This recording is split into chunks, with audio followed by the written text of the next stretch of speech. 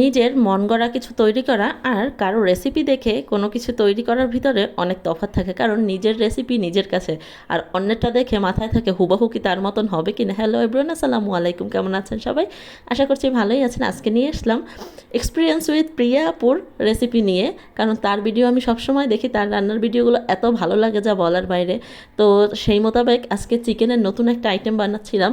আসলে একঘেয়েমি চিকেন খেতে কারোই ভালো লাগে না, এই কারণে প্রথমে চিকেন নিয়ে নিয়েছিলাম, আদাটা থেতো করে নিয়েছি, আর সাথে গোটা গোটা করে কাঁচামরিচ, পেঁয়াজ, রসুন হাফ কাপ পানিতে হাফ সিদ্ধ করে, যেহেতু আমার ব্লেন্ডার নেই সেহেতু আমি পাটায় বেটে নিয়েছি। যাদের বাসায় ব্লেন্ডার আছে ব্লেন্ডার করলেই ভালো, কারণ গরম গরম হাতে লাগানো খুব ঝামেলা। তারপর এখানে গোটা গরম মশলা, শুধু এলাচ আর লবঙ্গ একটু ফোড়ন দিয়ে সেই তেলে আমি মুরগি গোশটা দিয়ে দিয়েছি। এখানে কোনো রকম লবণ এখন আমি ব্যবহার করব না, লবণটা একদম আরও পরে ব্যবহার করব।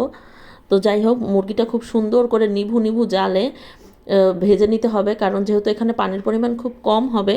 আর এটা খেলে কিন্তু আপনার একদমই গ্যাস্ট্রিকের কোনো সমস্যা হবে না, যেহেতু মশলা কষানো হচ্ছে না, এখানে সিদ্ধ মশলাটাকে বেটে তারপরে দেওয়া হচ্ছে। হালকা করে ভেজে নিতে হবে, না হলে কিন্তু খেতে ভালো লাগবে না। তো যাই হোক, একটু আমি লাল লাল করেই ভেজেছি, তারপর সেই বাটা মশলাটাকে দিয়ে দিলাম। এখানে কোনো রকমের হলুদ গুঁড়ো বা মরিচ গুঁড়ো ব্যবহার করব না, যেহেতু মরিচ অলরেডি আমি এখানে বেটে দিয়ে দিয়েছি। তো যাই হোক, তারপরে লবণ দিলাম স্বাদ মতন, যেটা দেখাতে একদমই মনে নেই। তারপর একটু চিলি ফ্লেক্স দিয়েছি, চিলি ফ্লেক্স বলতে মরিচের গুঁড়ো আর কি, সামান্য পরিমাণ দিয়েছি যেহেতু আমার বাচ্চা খাবে। তো তারপরে দিয়েছি জিরা গুঁড়ো কিছুটা পরিমাণে, তারপর গোলমরিচ গুঁড়ো দিয়েছি সামান্য পরিমাণে। গোলমরিচ গুঁড়োয় আসলে টেস্ট অন্যরকম আসে, একটু ঝাল হলেও ভালো লাগে খেতে। দেখুন কষাতে কষাতে কালারটা একদম হলুদ এসেছে। এখানে কিন্তু কোনো রকমের হলুদের গুঁড়ো আমি ব্যবহার করি না, হলুদ বা মরিচের গুঁড়ো কোনোটাই ব্যবহার করা হয়নি। তারপর হাফ কাপ মতন টক দই দিয়ে দিলাম। আসলে টক দই দিয়ে যে বা এভাবে রান্না করা যায়, বা তাতে যে হলুদ মরিচ ছাড়াও কালার এত সুন্দর আসে আমার আসলে ধারণার বাইরে ছিল। ভাবলাম যেহেতু রেসিপি দেখেছি একবার ট্রাই করা উচিত। তো তারপরে আবার 1 কাপ মতন পানি দিলাম, কারণ যত যাই হোক চিকেনটা সেদ্ধ তো হতে হবে।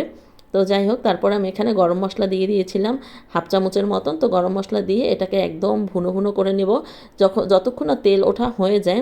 তো তারপর অন্য একটা কড়াইতে আমি এই থেতো করা আদাটাকে বাটারে দিয়ে নিয়েছিলাম, যেটা আমার দেখাতে একদমই মনে নেই।